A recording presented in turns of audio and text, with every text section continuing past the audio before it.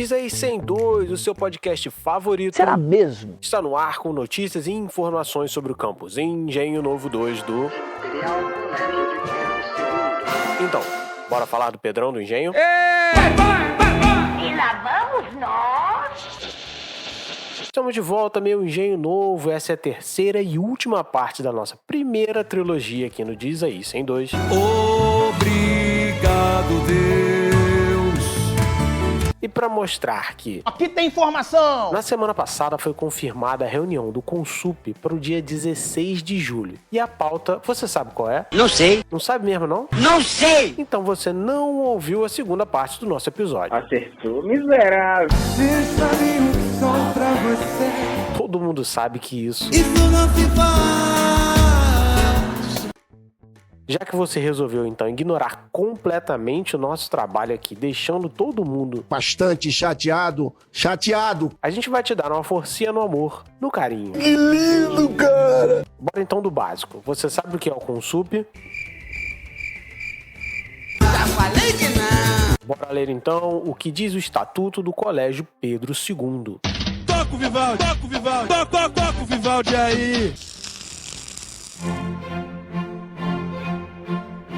O Conselho Superior de caráter consultivo e deliberativo é, na forma deste estatuto, o órgão máximo do Colégio Pedro II, tendo a seguinte composição: o reitor, no caso a reitora, como presidente, representação do corpo docente, representação do corpo discente, representação do corpo técnico-administrativo, representação do corpo...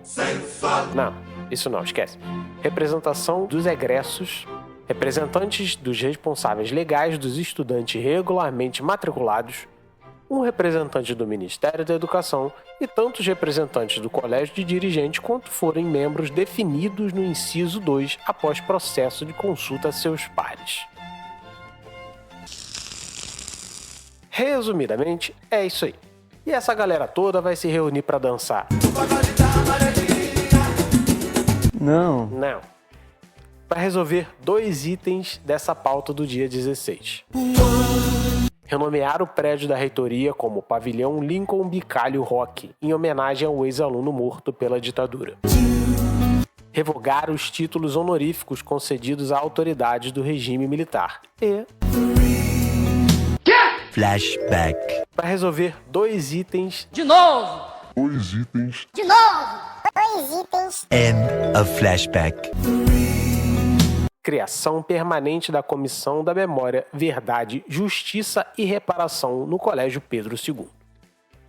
E se você já tinha ouvido a segunda parte dessa... Doideira! Já sabia disso porque... Aqui tem informação! E a galera que não é formada em comunicação, não é formada em jornalismo, mas... Sabe fazer direitinho. Desculpe. Enfim, feito o desabafo... Encosta a tua cabecinha no meu ombro e chora. Aumenta esse volume aí, arruma essa coluna e se liga na vinheta.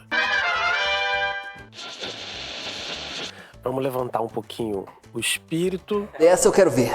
Para depois afundar ele de novo, lógico. Não quero ver, não. A professora Lia da área de arte, professor Diego da área de filosofia. Como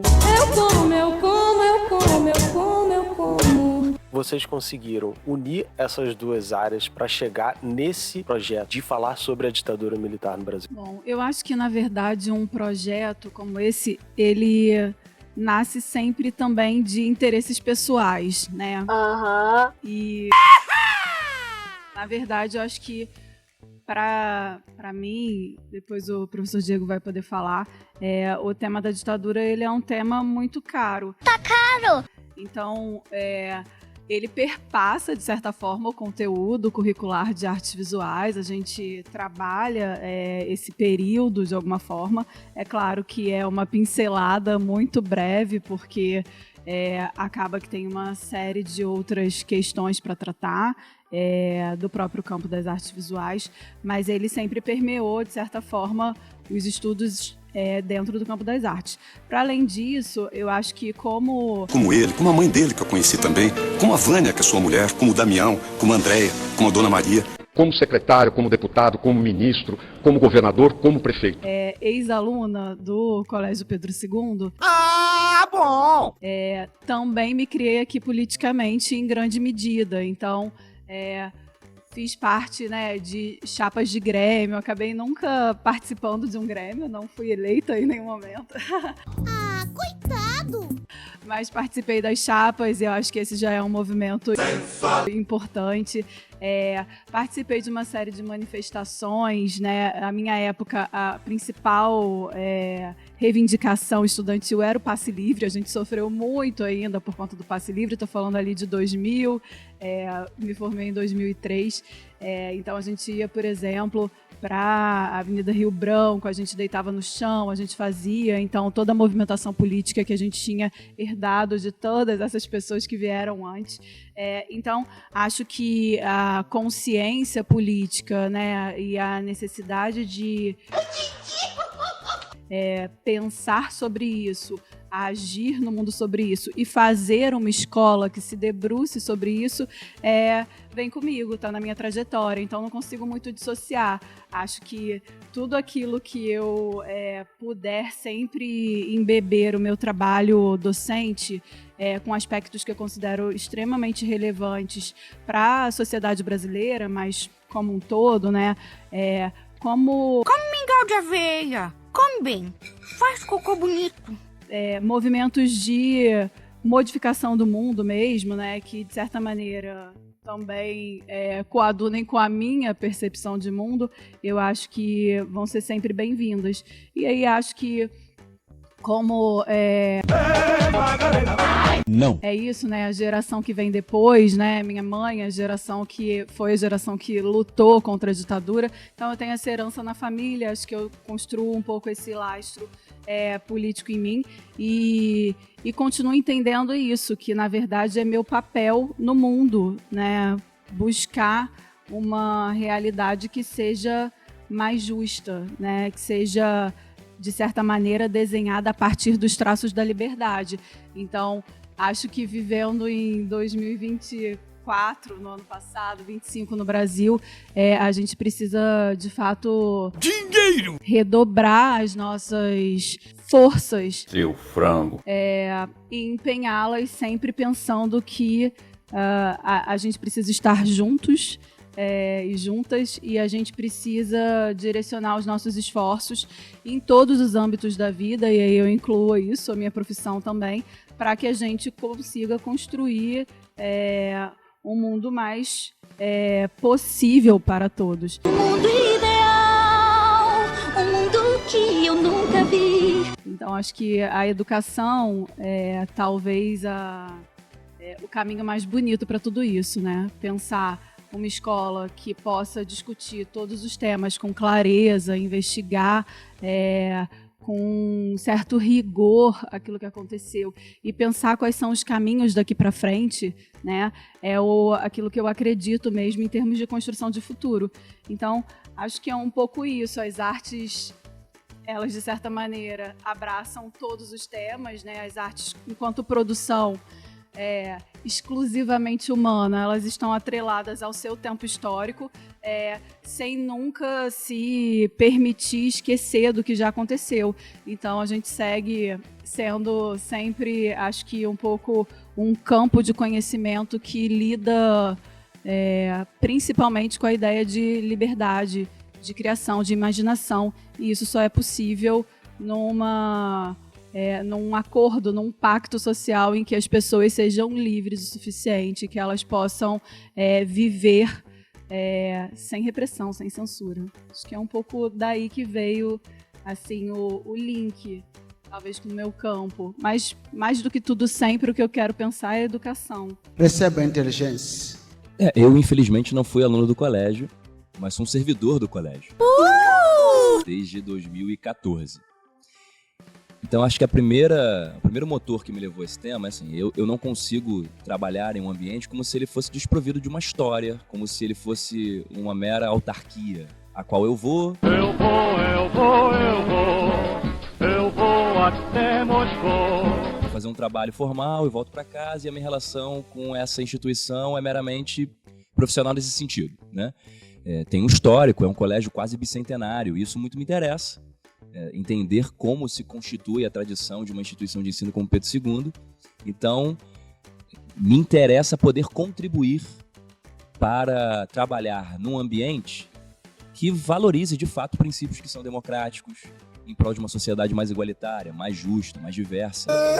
Que lindo, cara! Eu acho que tem uma contribuição humilde, modesta desse processo que nós estamos desenvolvendo, de trabalharmos num ambiente que nutra, enraize esses princípios e valores. Então, foi daí que veio esse início de processo para mim como alguém que não foi aluno, mas que trabalha numa instituição e que quer valorizá-la ao máximo, né? Porque, enfim, quero me sentir à vontade onde trabalho e acho que o Colégio Pedro II, ele ainda tem algo a ser feito nesse sentido. Exatamente.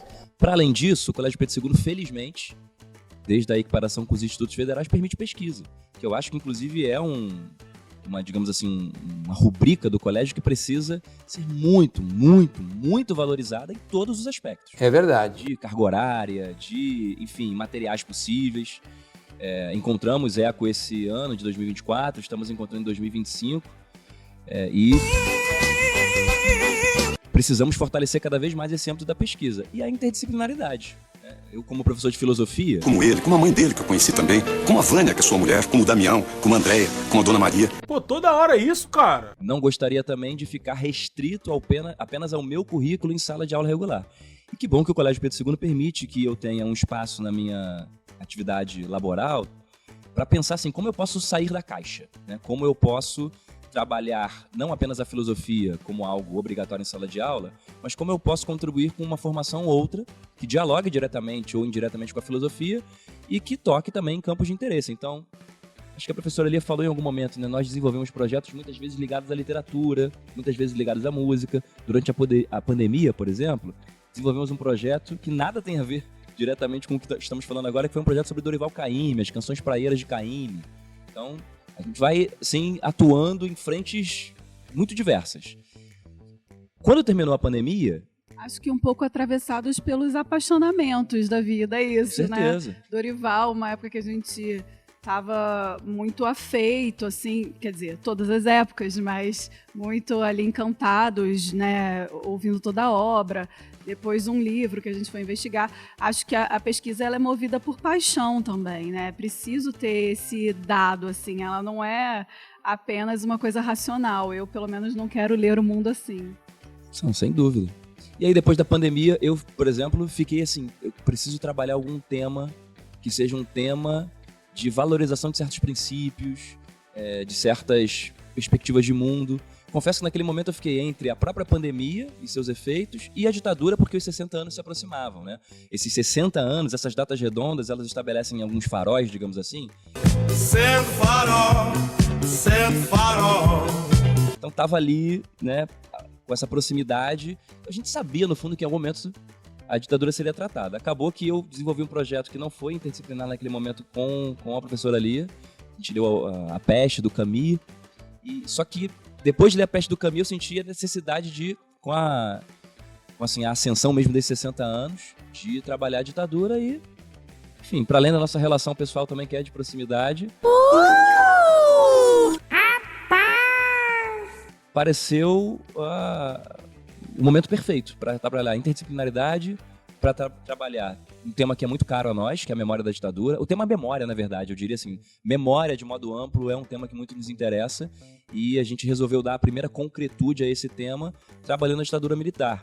Isso é importante que se diga. Quando eu me refiro ao Colégio Pedro II como uma instituição bicentenária, quase, é preciso lembrar que o Colégio Pedro II passou não apenas pela ditadura militar, que teve ali sua vigência entre 64 e 85, passou pelo Estado Novo, passou pela repressão à população negra no início do século XX. Bom, acho que deu uma pesada no clima do programa aí.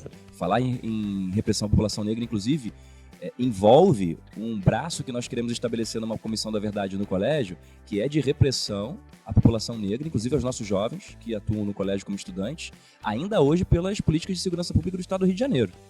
Mas estou dizendo assim, do que diz respeito àquilo que a gente estuda em currículo. Passou pelo Estado Novo, passou pela escravidão no país. O Pedro II data de 1837. O que significa dizer que trabalhar memória no Colégio Pedro II pode ainda digamos assim, trazer à tona uma série de aspectos administrativos, pedagógicos, políticos, sociais, que envolvem não apenas a memória da ditadura, que é, talvez, eu diria, a mais fácil de pesquisar pela vastidão de documentação gerada não apenas interna, mas também externamente. Mais recente. E mais recente. Mas também acho que exige de nós trabalhar a memória, voltar ainda mais. Então, assim, o que nos uniu mesmo é o campo da memória e o campo da interdisciplinaridade. Havendo pesquisa no colégio, que bom que a gente consegue conjugar isso. Dificilmente estudantes que atuam ali em São Cristóvão 3 verão pesquisas nossas que se restringam muito ao nosso campo de atuação curricular. A nossa expectativa é se valer da pesquisa para ampliar esses aspectos. E acho que essa pesquisa, tomara, tenha conseguido isso, porque não somos do campo da história, somos aventureiros e aventureiras aqui nesse campo, né? Pensando não apenas em nós, mas também em nossas e nossos estudantes. Destemidos. Mas acho que, destemidos, eu peço até desculpas pro pessoal da história se a gente fez alguma coisa incorreta, até do ponto de vista metodológico, mas acho que os resultados, a despeito de qualquer dificuldade metodológica, acho que são importantes, assim, e que bom que não precisou ser alguém de um campo pensado explicitamente como o campo da memória objetiva, documental. Que bom que o Pedro II permite que uma professora de artes visuais e que um professor de filosofia desenvolva uma pesquisa nesse sentido. E acho que é bonito ver que Alguém ligou pra mim! Não. A pedagogia, né, ela se estabelece numa construção de laços e de uma reflexão sobre conhecimentos, que é isso, estão para além também, né, dos campos ali de formação iniciais. Então, acho que é muito bonito. E uma coisa que a gente escutou muito de reverberação dessa pesquisa, de tantas outras pessoas interessadas em trabalhar não só esse tema como outros, e que às vezes não conseguem ter, por exemplo, técnicos administrativos que acabam não podendo atuar na docência exclusivamente, mas que talvez pudessem fazer projetos de pesquisa, porque isso, o conhecimento está para todos nós, e aí também é isso, acho que tem uma fagulha de ousadia. E alegria! Pegar nas mãos alguma coisa que interessa e se aprofundar, porque pra gente foi pesquisa, não era uma pesquisa anterior nossa, isso, né? A gente não veio com uma bagagem a não ser da própria vida, da própria experiência de vida, e a gente falou, vamos investigar juntos, estamos ao lado das estudantes e dos estudantes, e a gente vai aqui pensar como é que a gente entra nessa maré e como é que se faz essa pesquisa. E acho que isso é rico também, porque, de certa maneira, pra gente foi sendo muito novo, muito surpreendente, e isso traz uma luz, né? Acho que isso acende faróis. Ser farol, ser farol. Assim, no campo da escola, assim, isso vai trazendo à tona a relevância e a necessidade de afirmarmos que a escola ainda é o melhor lugar para se estar. Né, para as crianças, para os adolescentes, para os jovens, e que é isso, a educação é ainda o melhor instrumento que temos, né? Talvez no futuro a gente discuta isso de novo, mas por enquanto acho que a gente está num bom lugar para pensar aquilo que quisermos pensar. Ótima resposta de vocês, como sempre. Agora, última pergunta. Para baixar a moral de novo. Impressionante. Depois de tudo que vocês viram, pesquisaram, leram, viveram, qual a sensação de ver tanta gente por aí negando que houve uma ditadura e, pior ainda, pedindo uma intervenção militar, tá ok? Forças Armadas, salvem o Brasil! Forças Armadas! Forças Armadas! Forças Armadas! Bem difícil, né? É bem duro, porque nós tratamos aqui agora desse interesse pela memória. E largamente disso, isso está em jogo, né? Como é que a gente consegue construir uma memória que seja uma memória hegemônica sobre esse e tantos períodos, que consiga, de fato, estabelecer mudanças radicais na percepção que a gente tem sobre a sociedade brasileira. Assim, quando a gente vê isso, no fundo, a gente pensa que ainda há uma falha, né? Brasil é bagunça! É duro não apenas ouvir que haja pessoas defendendo isso, sejam elas próximas a nós ou distantes de nós, ou ainda que distantes em cargos de poder que decidem. Temos ódio à ditadura, ódio e nojo. Muitas coisas que nos atingem diretamente, mas do ponto de vista de quem atua na educação, bate assim a sensação de que ainda há muito a ser feito, muito a ser feito. Então, eu acho que é um sabor Agridoce em que sentido? É muito triste, é muito pesaroso. Que tristeza. É muito oneroso, mas em contrapartida precisa surgir daí um estímulo para encamparmos projetos como esse. Seria melhor que eles não fossem necessários a essa altura, mas isso nos estimula a entrar nessa disputa. Então, respondendo objetivamente, assim, é muito triste, é duro, muitas vezes dá essa sensação de terra arrasada, porque tantas pessoas já fizeram tanto antes de nós, com instrumentos muito maiores, e ainda assim nós estamos aqui. Mas a disputa, ela está sempre em aberto. E acho que a tentativa é de nós, inclusive, enquanto instituição pública de ensino, podemos contribuir nesse sentido. A ideia é que esse projeto, para além desse projeto, a ideia é que esse projeto ele estabeleça um princípio institucional. Então que o Colégio Pedro II possa contribuir nesse debate, porque nós somos uma instituição pública de formação de jovens. É difícil, respondendo assim, é difícil, bate até assim É energia aqui, ó, lá em cima, carnaval, alegria. Uma necessidade de tomar fôlego, mas é um fôlego que a gente toma para depois propor, né? Temos de ser propositivos e propositivas para vislumbrar uma possibilidade de reformulação da memória desse país. E que esse processo agora permita que isso seja feito com mais evidência, porque, veja bem, era um tema adormecido, desde pelo menos a Comissão Nacional da Verdade. E aí vem uma nova tentativa de golpe. É golpe. E assim que há uma nova tentativa de golpe, há todo um processo que vem do campo da cultura, que vem do campo da educação, que vem do campo da política, que permite que haja um avanço maior do que houve antes. Então, que bom que conseguimos impedir um novo golpe. Xandão. E que bom que, nesse contexto, conseguimos avançar em políticas públicas. Então é sempre, retornando àquela ideia de pactos, conciliações, é sempre a tentativa de fazer um pacto cada vez mais radical, mais contundente, que avance mais, porque acho que essa disputa, infelizmente, ela está posta não apenas para o nosso período, mas assim, os jovens que nós estamos formando agora, as jovens que nós estamos formando agora, terão de assumir também essa disputa em algum momento.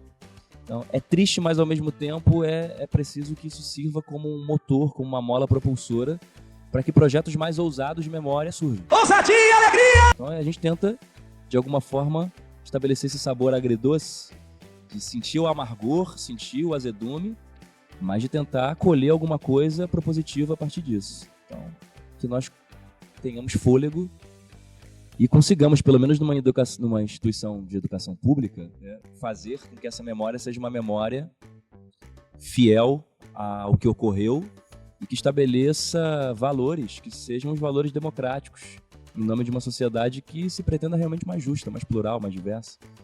Porque se não for isso, para que servirá a educação? Então é isso. É triste, mas isso estabelece uma nova fagulha para que nós possamos atuar de modo cada vez mais efetivo. É triste. Que tristeza. Eu acho que...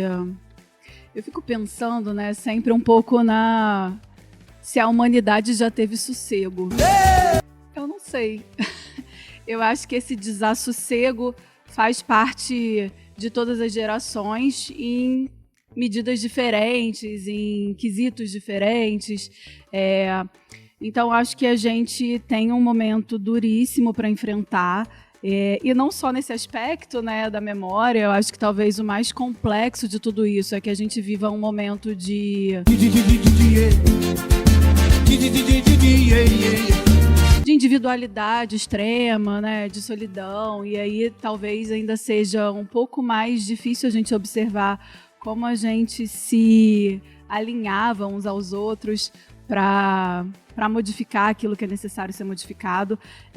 Mas acho que essa tristeza ou esse aspecto que a gente pode observar de ruim, ele vai tendo durante, sei lá, todas as décadas, todos os anos aí em que estamos aqui sobre esse planeta, de alguma maneira alguma coisa pra gente lidar, aprender e a nos fortalecer de certa forma.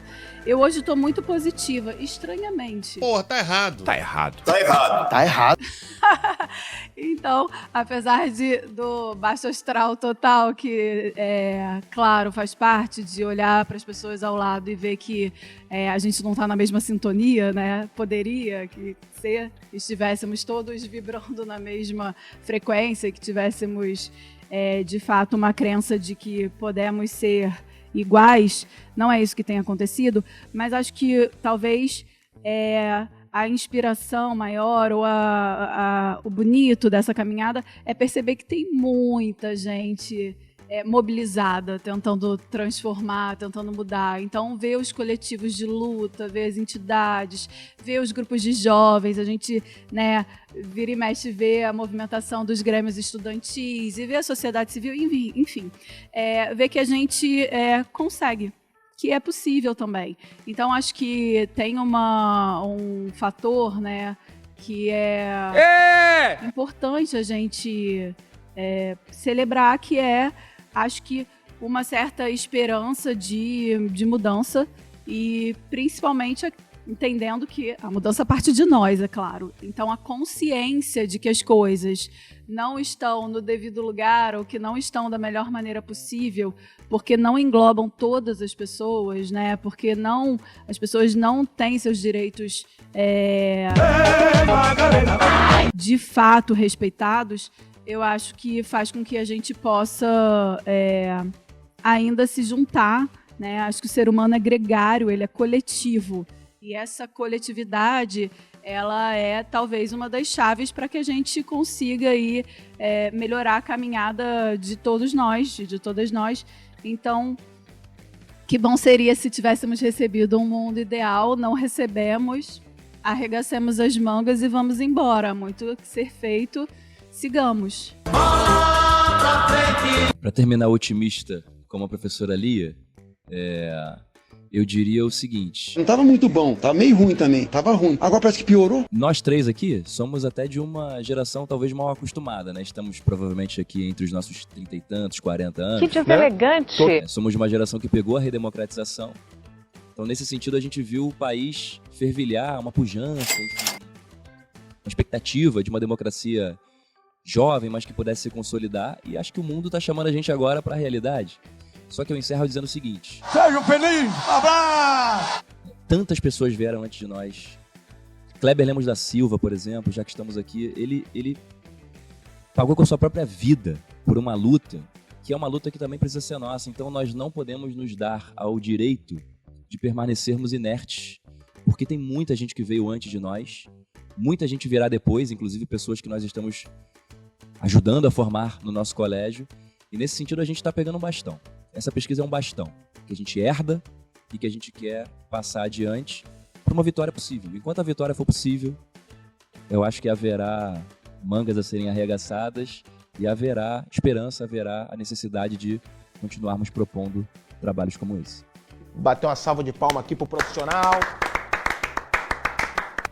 Cara, é muito bom terminar num tom de otimismo. É sempre muito bom terminar num tom. Mas, infelizmente, a gente precisa encerrar por aqui. Agradeço imensamente a professora Maria Lia Galtério. Muito obrigada, foi maravilhoso. E ao professor Diego de Barros Ramalho pela ótima conversa, relembrando que o relatório da pesquisa do Programa de Iniciação Científica Júnior, orientado de forma maravilhosa pelos nossos convidados, está disponível para download na descrição desse episódio.